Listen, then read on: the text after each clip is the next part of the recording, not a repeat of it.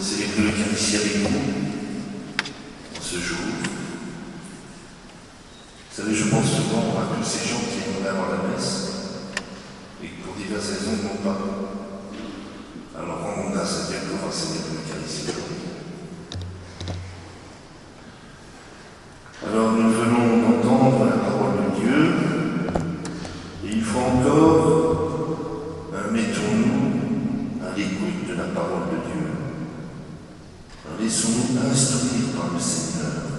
C'est parfois, je ne sais pas vous, mais nous avons tendance à expliquer au Seigneur ce qu'il doit faire. Et nous demandons de lui demander de faire telle chose pour nous. Mais en réalité, une vie chrétienne, à la suite du Christ, suppose exactement le contraire. Nous venons écouter le Seigneur et apprendre de lui ce que nous devons faire. Et il est bon de lui demander ce qu'il attend de nous. Pas seulement de lui dire ce que nous attendons de lui.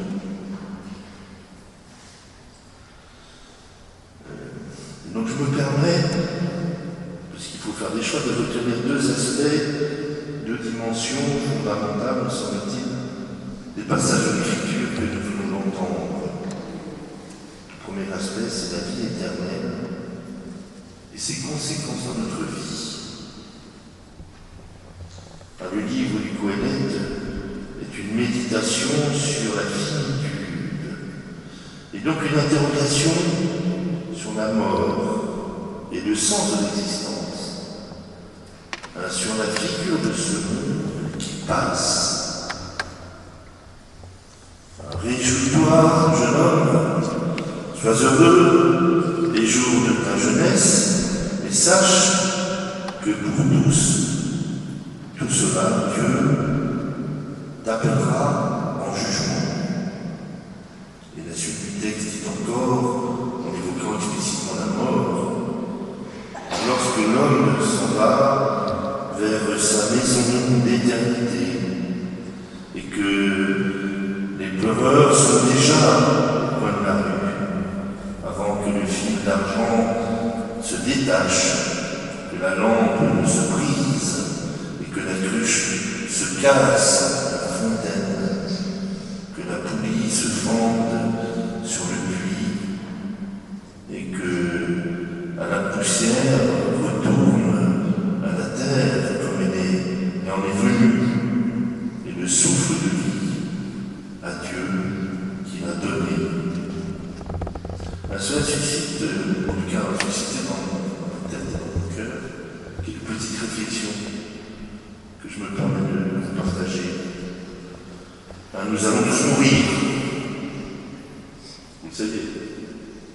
Je vous dis ça parce qu'aujourd'hui, il y a des gens qui pensent qu'ils vivent comme s'ils n'allaient jamais mourir. C'est que mourir, c'est pas grave. C'est le mystère de la vie. Et souvent, nous sommes tentés dans un monde de l'immédiat, de vivre comme si nous n'allions pas mourir. En tout cas, ce que je constate dans nos écoles, chez les jeunes, en particulier les adolescents, quand ils sont entre eux, ils parlent de la mort. La difficulté, c'est qu'ils n'ont pas d'adultes en face d'eux pour répondre à leurs questions. Comme dit le pape François, la mort, on en parle. C'est pour ça que je me permets d'en parler. On s'y prépare et on l'accompagne. Vous savez, pour nous chrétiens, nous croyons en la résurrection. Plus la foi chrétienne repose sur la résurrection du Christ. La foi chrétienne est fondée sur l'événement de la résurrection. Saint Paul nous dit, avec une grande force, mais si le Christ n'est pas ressuscité, vide est notre message et vide notre foi. Par la mort et la résurrection de Christ, la mort est devenue un passage vie éternelle. Et le propre des chrétiens, normalement, c'est qu'ils savent qu'ils ont un avenir. Ils savent que leur vie ne se termine pas dans le néant. Et c'est seulement quand l'avenir est assuré en tant que réalité positive que le présent devient viable. Les chrétiens que nous sommes savent et croient que les portes obscures de l'avenir ont été grandes ouvertes par la passion, la mort et la résurrection du Christ. Une vie nouvelle est déjà créée. Chacun de nous est définitivement aimé, et quoi qu'il nous arrive, les méandres de nos vies, et vous savez que moi qui peuvent être méandreuses, nous savons que nous sommes attendus par cet amour. Cela change tout. Cela doit changer aussi notre manière de vivre dans le monde, de regarder le monde. Si les chrétiens regardent les événements du monde, parfois dramatiques, à travers la mort et la résurrection du Seigneur, la vie éternelle n'est pas seulement une promesse pour après la mort. Notre vie terrestre n'est pas une espèce de sac d'attente avant d'entrer dans la vraie vie. Nous avons à vivre dès maintenant de la résurrection. Dans la liturgie de Pâques dit dans le mystère de la résurrection, chacun de nous est déjà ressuscité. Même si nous savons qu'elle ne se déploiera totalement que dans la plénitude au ciel. Alors en conséquence, les chrétiens vivent autrement dans le monde. Les chrétiens vivent dans le monde, ça c'est une vieille lettre que vous connaissez, la diaconnette du IIe siècle. Les chrétiens vivent dans le monde, mais ils sont citoyens du ciel. Et dans quelques mois, nous allons entrer dans l'année jubilaire que le pape a voulu mettre de manière très judicieuse sous le signe de l'espérance. L'espérance ne déçoit pas. Alors, pour reprendre son expérience, son expression, soyons des pèlerins de l'espérance. L'autre point que je voudrais relever simplement dans l'Évangile nous conduit à une autre dimension fondamentale de la vie chrétienne. Le salut du monde passe par la croix. L'Évangile nous dit que tout le monde était dans l'admiration devant ce que faisait Jésus. Et on est en train de faire de lui, de Jésus, une idole médiatique. Non seulement Jésus ne se laisse pas faire, prendre dans le succès, il sait qu'il n'y a que cela qui lui soit. Et plus il enseigne avec insistance, disons à ses disciples, que le Fils de l'homme va être livré aux mains des hommes. Les disciples ne comprennent pas. Je ne suis pas sûr d'ailleurs que nous ayons vraiment compris nous-mêmes. C'est comme dans l'évangile de dimanche dernier, vous vous souvenez, non? Est-ce que vous vous souvenez du texte de l'évangile de dimanche dernier?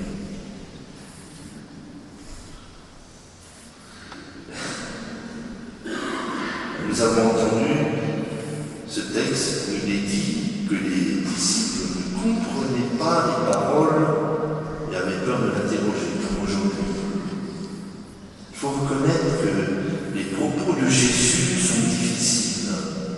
Les disciples n'arrivent pas à accorder l'image de son Messie, du Sauveur d'Israël, avec ce que Jésus dit qu'il va être livré, tué, mis à mort. Beaucoup de gens pensent que peut-être nous, que si Dieu est Dieu, Il doit venir enlever toutes les souffrances, régler tous les problèmes et détruire les méchants.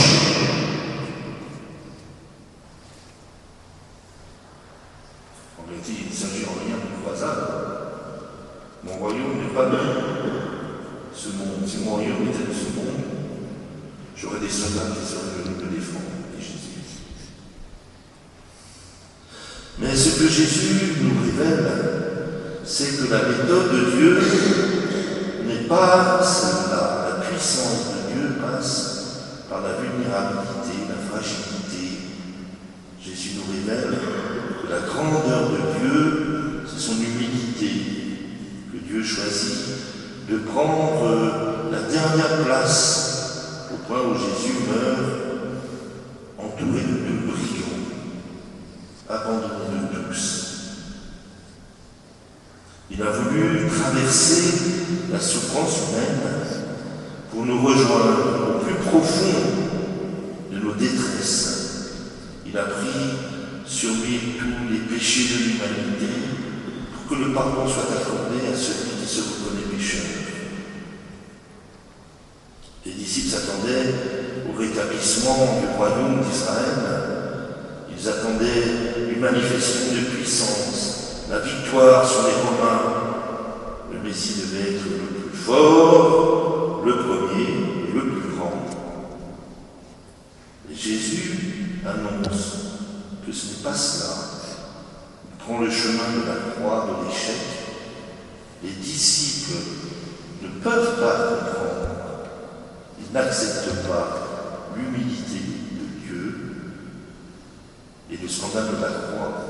Alors je me suis demandé à quel moment les disciples ont compris et à quel moment cela leur a été dévoilé. C'est le mot qu'emploie l'Évangile. Dès que cela leur a été voilé. Voilà, j'ai pensé, l'apôtre Pierre, lui, comprendra au moment de son reniement. Pierre apprend l'humilité à ses dépens. Pierre apprend qu'il a besoin du pardon. Il comprend qu'il a besoin lui aussi d'être sauvé et de se laisser rejoindre dans sa misère. Là, il comprend qui est Jésus. Je pensais à l'apôtre Thomas, vous savez, lui, il comprendra après la résurrection, alors qu'il est incrédule. Jésus l'invite, il y a une avance. Mets ta main dans mes blessures. Et il dira la première confession de foi dans tout le Nouveau Testament. Mon Seigneur et mon Dieu. Il reconnaît la divinité. Face à Jésus, les plaies de Jésus ressuscité. J'ai pensé aux disciples d'Emmaüs que nous connaissons bien, eux aussi, alors rentrent chez eux, déçus, désespérés par la mort de Christ en croix. Et ils vont être rejoints par Jésus, qui enflamme leur cœur, en leur expliquant justement les Écritures, combien il fallait que le Messie devait souffrir. J'ai pensé aussi à l'apôtre Paul. Vous savez, la relation de Paul avec l'Église avait mal commencé. Il pensait que détruire les chrétiens, c'était faire un acte de loi envers Dieu. Et Paul, lui, il va falloir qu'il soit jeté à terre, enveloppé de la lumière de Christ ressuscité, sur le chemin de Damas. Alors, souvent je me dis, qu'en est-il pour moi? Alors que conclure de cela? Je pense en particulier à vous, donc les parents, de prêtres et de consacrés. Alors c'est une réflexion personnelle. Je pense qu'on ne comprend rien à l'appel particulier de Dieu au sacerdoce ministériel, au célibat pour le royaume, si on ne se situe pas dans la perspective de l'éternité et de la vie éternelle. Si on ne se situe pas dans le mystère de la résurrection, qui passe par le mystère de la passion, la mort et la résurrection du Seigneur. Pourquoi voulez-vous que quelqu'un ne se marie pas en vue du royaume s'il n'y a pas la perspective et l'ouverture à la vie éternelle. Pourquoi voulez-vous qu'un prêtre célèbre l'Eucharistie tous les jours, parfois dans des conditions parfois pauvres, si nous ne sommes pas convaincus que le salut passe par la croix? Donc je suis persuadé qu'on ne peut permettre à un jeune homme, une jeune femme, d'entendre l'appel de Jésus à suivre de manière plus immédiate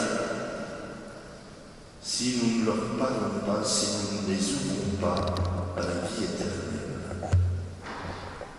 La vocation n'est pas une simple générosité, j'espère que nous sommes tous généreux. Si nous ne leur parlons pas de l'amour de Dieu qui va jusqu'à l'extrême, comment le dire?